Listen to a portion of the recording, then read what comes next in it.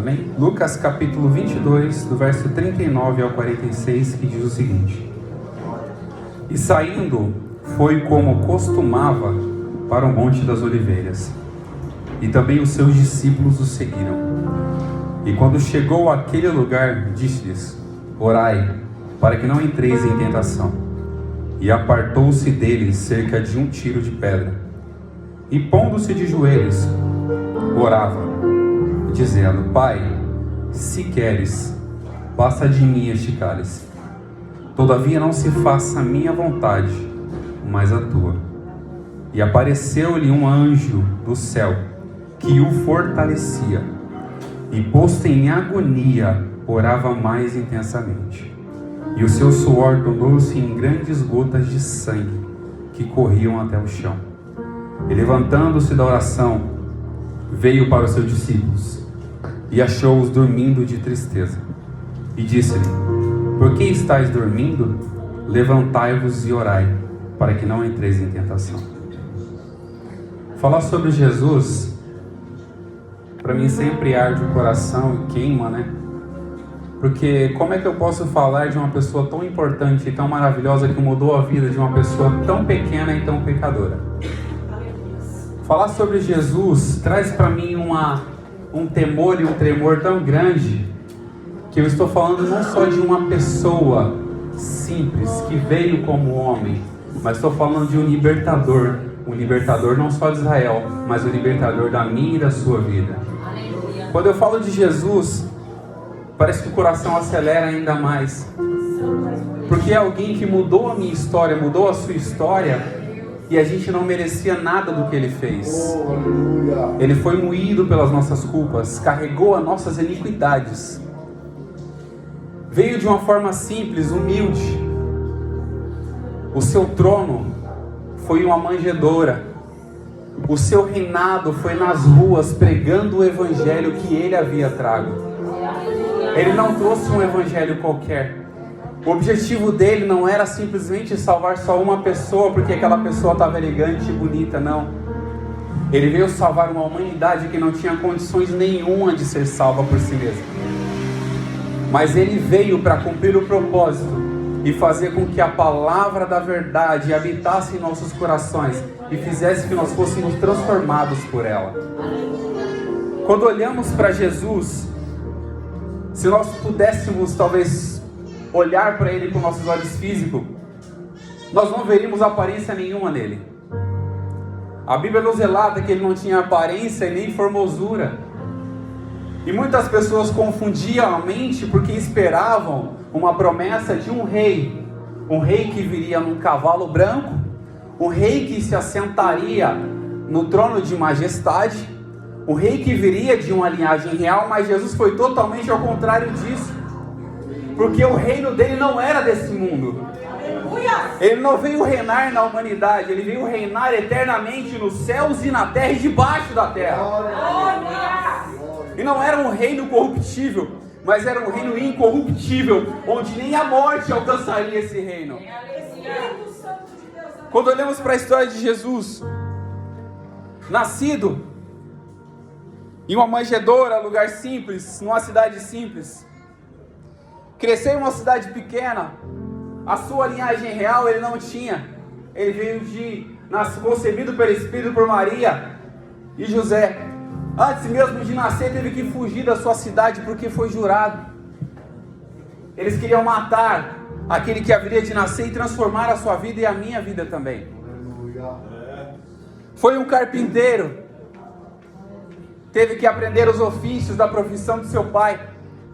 Teve que aprender a carpintaria, teve que trabalhar, teve que criar calos nas suas mãos, para dar exemplo para a gente, que a vida não seria fácil, mas nós teríamos Ele do nosso lado em todo momento. E Ele mesmo prometeu: eis que eu estarei convosco todos os dias, até a consumação dos séculos. Espírito Santo da verdade. Os homens esperavam o libertador do Império de Roma. Eles esperavam o libertador que viesse libertar Israel do Império de Roma, libertar o povo judeu do Império Romano. Quando de repente eles se deparam com alguém que era chamado de rei, não veio de uma linhagem real, mas era seguido por muitos. Mas o que as pessoas não entendiam é que ele não veio libertar o nosso corpo das mazelas do nosso corpo. Ele não veio libertar o povo do Império Romano, mas ele veio libertar a mente do povo do império do pecado na vida. Porque não é o Império Romano que ia destruir aquela nação, mas era o pecado que ia destruir todas as nossas vidas, toda a humanidade. Mas Jesus veio para libertar a gente do pecado e da morte. O Império Romano era apenas algo passageiro na vida, mas a libertação que Jesus queria fazer era uma libertação eterna nos nossos corações. E nos dar a oportunidade, o privilégio de poder sentarmos à mesa, para lembrar que Ele morreu, mas que Ele ressuscitou ao terceiro dia. E está olhando para nós nesse momento, e recebendo a nossa adoração a Ele, nessa noite. O que eles esperavam era o libertador da questão exterior, daquilo que era exterior. Talvez eles esperavam alguém rico, cheio de dinheiro, e de repente veio um homem que não tinha uma família rica, não morou em uma cidade que era rica, era uma cidade pequena, e de repente isso frustrou a mente deles, porque o que Jesus faz é justamente para confundir o exterior do ser humano. Aquela pessoa que se acha tão inteligente, Deus veio para confundir elas. Porque existiam homens, fariseus, saduceus da época, que eram muito inteligentes. E era esses, quando vinham questionar Jesus, eles não tinham resposta para o que Jesus perguntava. Era esses que vinham questionar Jesus, mas eles não podiam dar resposta, porque o conhecimento de Jesus não era o conhecimento humano, mas era o conhecimento dos céus. Era uma sabedoria divina que ele tinha. E nenhum ser humano foi capaz de mudar isso. Aquilo que nós não tínhamos condições de fazer, Jesus fez. Aquilo que nós não tínhamos capacidade de fazer, Jesus fez. Quando Ele veio ao mundo, eu vou conjecturar para a gente poder entender.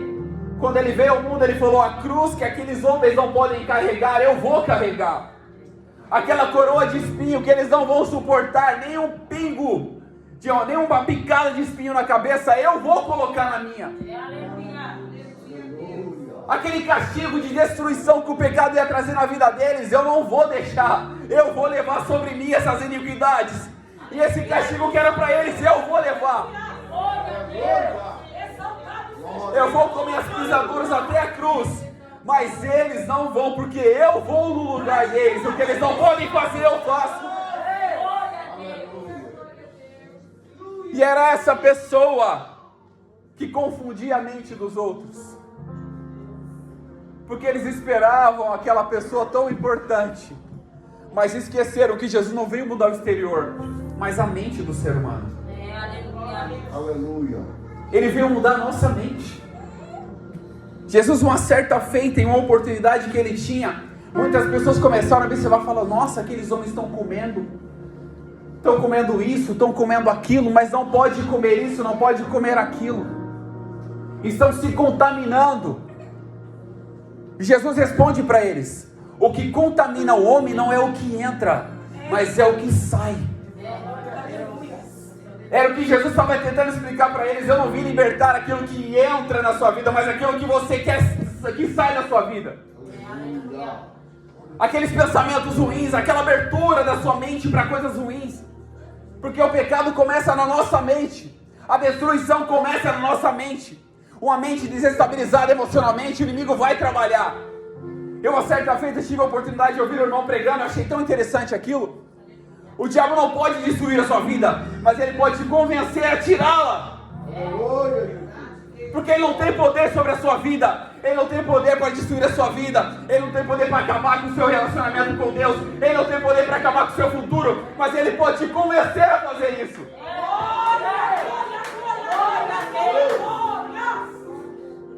Mas quando nós nos conectamos com Cristo, nós entendemos que nós estamos conectados com o autor da vida. E aonde a vida, a morte não reina, porque a vida é maior do que a morte.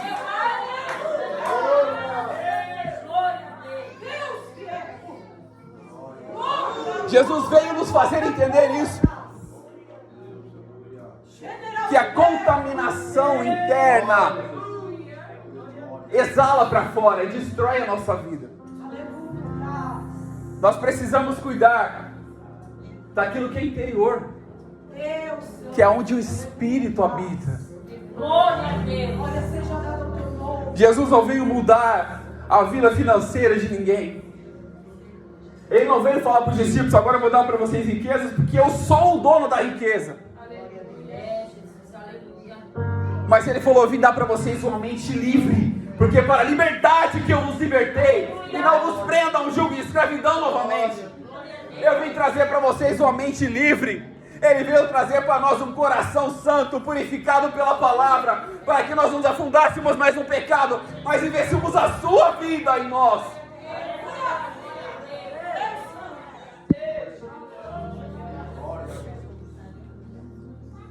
Jesus não procurou fama. Jesus não procurou fama. É interessante que,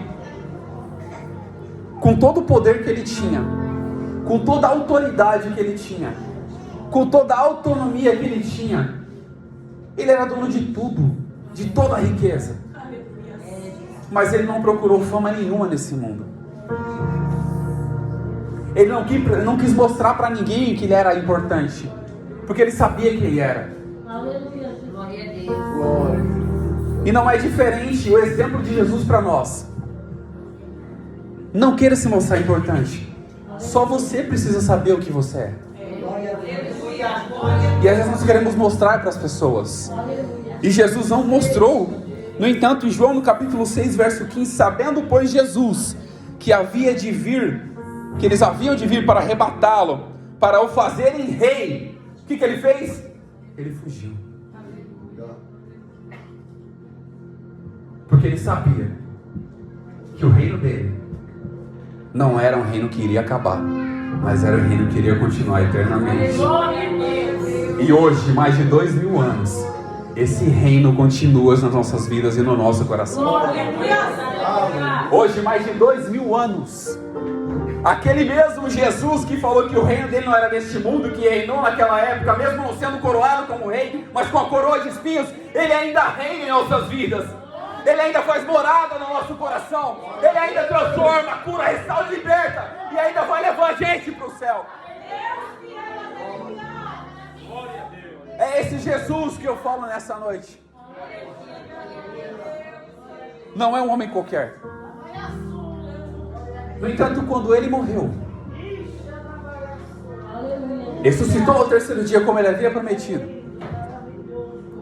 e foi-lhe dado um nome que seria sobre todos os nomes. Ou seja, o nome do presidente não é maior do que Jesus. O meu nome não é maior do que Jesus. O nome da pessoa mais famosa, do pregador mais famoso, do pastor mais famoso, não é maior do que Jesus. O nome que eu prego nessa noite é o nome que está sobre todo nome. Pode chegar uma pessoa aqui na terra mais importante, achando ser importante, mas o nome de Jesus ainda está sobre todas as coisas. E ele não divide a sua glória com ninguém.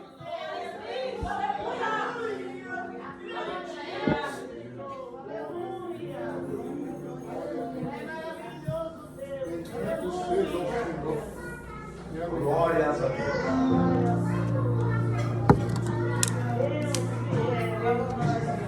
No reinado de Jesus na terra,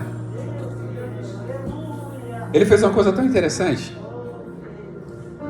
O rei, ele costuma ter o quê? Servos, né? Quem eram os servos de Jesus? Eram seus discípulos, aqueles que o seguiam. Quem eram os amigos de Jesus? Aqueles que faziam vontade do Pai. E Jesus, sendo um homem grande, se fez pequeno para fazer os pequenos grandes. Ele abriu mão de tudo. Sendo grande, se humilhou até a morte, para mostrar para mim e para você o quanto nós somos importantes, e o que ele fez por nós vale até hoje. No capítulo 22, Jesus inicia, já chega no fim da sua carreira. Ele sabia que alguém ia conspirar contra a vida dele, ia tentar matá-lo. Ele sabia que alguém ia tentar parar a continuação do Evangelho, mas não pararia o nome de Jesus. Ele sabia disso. E sabia que a traição viria de alguma pessoa próxima. Alguém que o beijaria para demonstrar que aquela pessoa era aquele que deveria ser morto. Sabia que aquela pessoa que eles queriam procurar para matar, ele ia trair com um beijo. Jesus olhou para Judas e falou: você trai o Filho do Homem, o Filho de Deus, com um beijo. Em outras versões, quando Judas trai Jesus, Jesus chega para ele, antes mesmo dele beijá-lo, ele fala para Judas: aqui viestes, amigo. Ele chamou Judas de amigo, mesmo sabendo que Judas iria traí-lo. Para você ter ideia da preocupação de Jesus, não era ser traído, mas era perder um amigo. E foi o que aconteceu com Judas.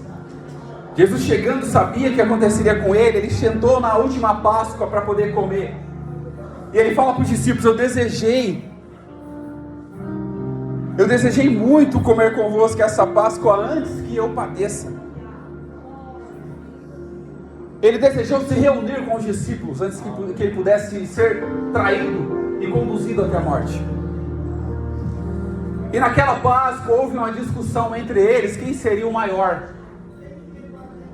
Jesus deu um exemplo muito claro: mas não sereis vós assim antes, o maior entre vós seja como o menor, e aquele que governa como ao que serve. Jesus está dando um exemplo tão grande para nós. E antes dele chegar a ser levado para a cruz, ele foi para um monte chamado Getsemane. Getsemane é conhecido, o significado da palavra é a prensa de azeite. Era um lugar localizado no Monte das Oliveiras. E aqui, quando Jesus Lucas começa a narrar essa história, ele fala: e saindo foi como costumava fazer. Ou seja, era um costume de Jesus. Mas neste momento da vida dele, ele se sentia tão angustiado e tão triste, porque ele sabia o que ia acontecer com ele. Glória a Deus. O seu corpo já estava entrando em colapso. No entanto, na sua última oração, ele pediu para que o Pai passasse dele aquele cálice. Mas ele entendeu que ele teria que fazer aquilo e pediu para que a vontade do Pai fosse feita e não a dele. Glória a Deus. Jesus começou a orar intensamente. Veio um anjo servi-lo, mesmo assim não adiantou. Aí que ele orou mais agoniantemente ainda, em maior agonia. E as suas gotas de suor se transformaram em gotas de sangue. Glória a Deus. Ele estava em constante dor e agonia. A agonia era tão grande que o corpo já estava dando sinais. E nós sabemos muito bem como quando o nosso corpo começa a entrar em agonia, em angústia, em algum problema dificultoso, ele começa a dar sinais. No entanto, quando você ultrapassa os limites do seu corpo, eu tive uma oportunidade de ver uma pessoa levantando peso, aqueles pesos mesmo, a pessoa para tentar ultrapassar o limite do seu corpo, o nariz dela começou a sair sangue, porque o limite do corpo já havia ultrapassado. E nós observamos que Jesus já havia ultrapassado todos os limites do seu corpo, mas ele entendeu que aquele corpo seria destruído, mas ele retornaria em um corpo glorificado. Aquele corpo seria destruído, mas ele retornaria em um corpo glorificado, que nem no seus caminhos de Emaús os discípulos não conheceriam. Ele sabia que aquele corpo seria destruído, mas o reino dele, que é eterno, jamais seria destruído. Ele sabia que o fim da carreira dele seria como ser humano, mas o reino dele nos céus jamais seria destruído. No entanto, ele reina hoje nos céus, na terra, debaixo da terra. Reina na minha vida, reina na sua vida, reina na nossa família, reina nos nossos familiares, reina em todos os lugares aonde Ele está.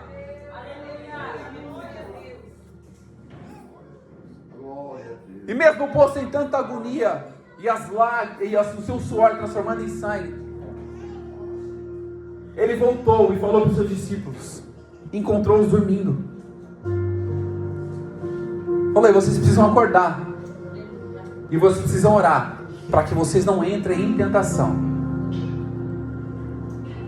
Nós sabemos uma coisa muito importante: a oração conduz a gente para mais próximo do Pai. As aflições vão vir. Jesus mesmo orando, ele estava angustiado, agoniado, mas ele sabia o que ia acontecer com ele, e o resultado disso, que seria a salvação da minha e da sua vida. Ele sabia o que ele faria por nós, e nós estaríamos hoje aqui cercando essa mesa, lembrando, participando do seu corpo e do seu sangue, e fazendo a habitação dele dentro de nós, acreditando no nome dele, acreditando na palavra, acreditando em tudo que ele falou, que a promessa dele há 2 anos atrás ainda continua de pé, e ele está conosco como ele prometeu.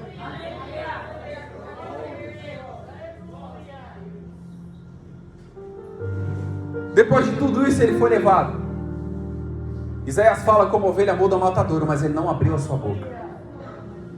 Foi questionado por Pôncio Pilatos, mas ele não abriu a sua boca. Sofreu grande angústia, mas foi levado para poder ser morto, para que nós tivéssemos vida. Foi levado à morte, para que nós tivéssemos a paz dentro do nosso coração. Foi levado à angústia, em morte, em sofrimento, para que nós fôssemos libertos dos nossos pecados, libertos das nossas angústias, e mesmo em meio à aflição temos a paz dele dentro do nosso coração que reina aí. E por todo esse sacrifício é que nós estamos aqui hoje. Então, se há motivos para lembrar disso, então há motivos para agradecer por tudo que Jesus fez. E se você está aqui hoje, é porque Ele fez a promessa, Ele cumpriu a promessa, e hoje Ele reina em nossas vidas todos os dias, e vai reinar até a consumação dos séculos. Deus abençoe.